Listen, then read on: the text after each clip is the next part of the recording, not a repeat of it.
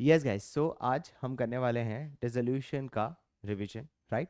इस डिसोल्यूशन के रिवीजन के अंदर हम दो चीज़ सीखेंगे। सबसे पहली बात, वो सारे क्वेश्चंस करेंगे जो तुम्हारे बोर्ड एग्जाम्स के लिए इंपॉर्टेंट है, प्लस एग्जाम में किस तरह का क्वेश्चंस आता है डिसोल्यूशन चैप्टर से। सबसे पहली बात, डिसोल्यूशन के अंदर एक चीज़ हमेशा याद रखना कि डिसोल्यूशन जो है वो दो पार्ट में डिवाइडेड है। पहला पार्ट डिसोल्यूशन ये कहता है कि एग्जाम में 3 या 4 मार्क का क्वेश्चन आएगा, जो आपको क्या दी गई होगी बताइए, जर्नल एंट्री, और जनरली आपको ये जर्नल एंट्री पास करनी है। और दूसरा आपको रियलाइजेशन अकाउंट बनाने को कहा जाएगा, जो अराउंड कितने मार्क का आएगा बताइए, 6 मार्क का, जिसके अंदर रियलाइजेशन, पार्टनर्स कैपिटल और बैंक अकाउंट तीनों। पहला जो हमारा पार्ट होगा हम वो सीखेंगे कि हम ये कैसे 3 से 4 मार्क वाली जो जर्नल एंट्री है उसको क्लियर करें। तो हम बेसिकली दो चीज़ करने वाले हैं। सबसे पहले हम सारे स्टेप सीखेंगे, फिर हम ईएडी के सारे वो क्वेश्चंस उठाएंगे जो इस रिलेटेड जर्नल एंट्री पूछी गई है। So once you are done with those EAD part, आपका रियलाइजेशन का ये वाला पार्ट हो जाता है। Is that clear? राइट। सबसे पहली बात, डिसोल्यूशन का मतलब ही होता है कि हमें अपने बिजनेस को क्या कर देना है बताइए, बंद। तो जब आप बिजनेस को बंद करते हो, इसी को हम क्या बोलते हैं, डिसोल्यूशन। अब इस डिसोल्यूशन में सबसे इंपॉर्टेंट चीज तुम्हें ये रखना है कि बैलेंस शीट की चीजों को समझो।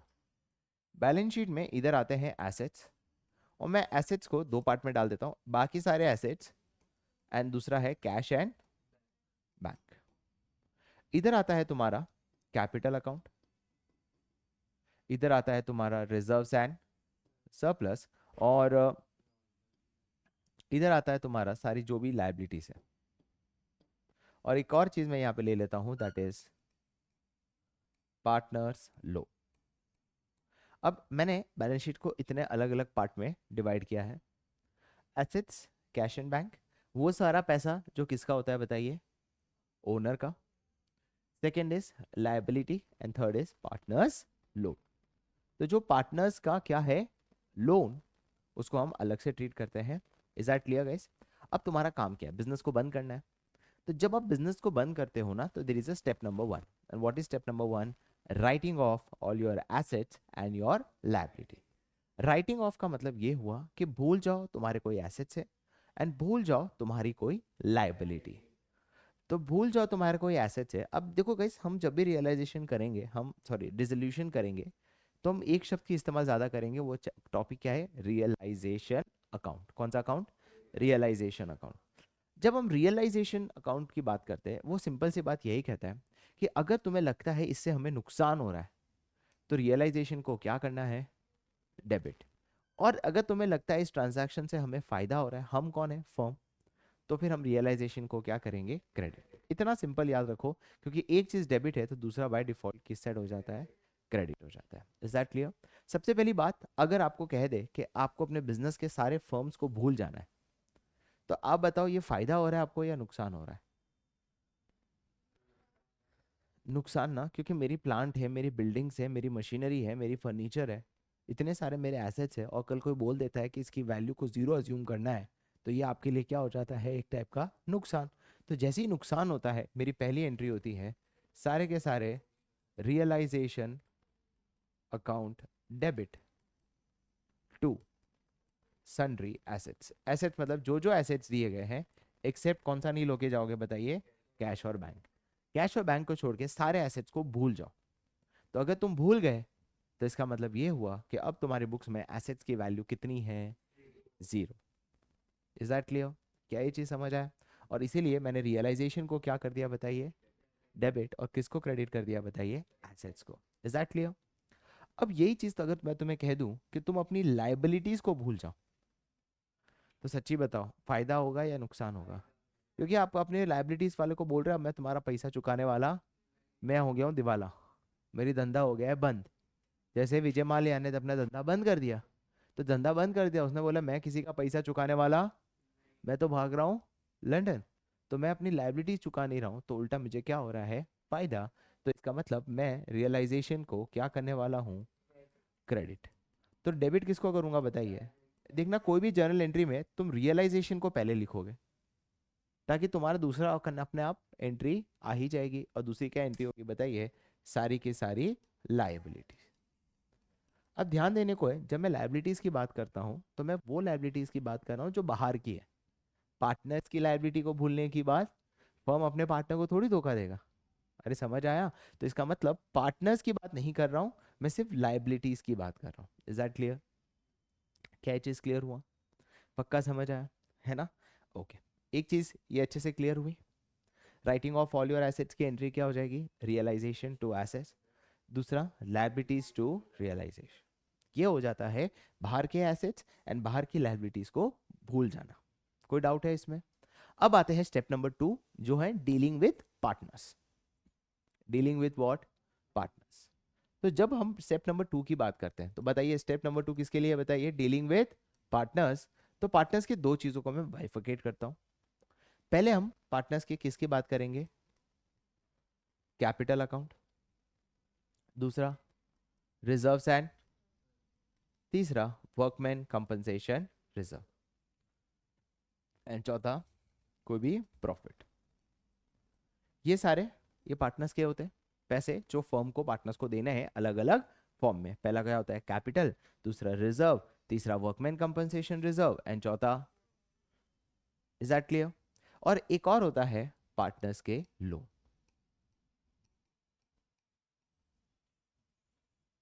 Is that clear? तो पार्टनर का हिसाब ऐसा है।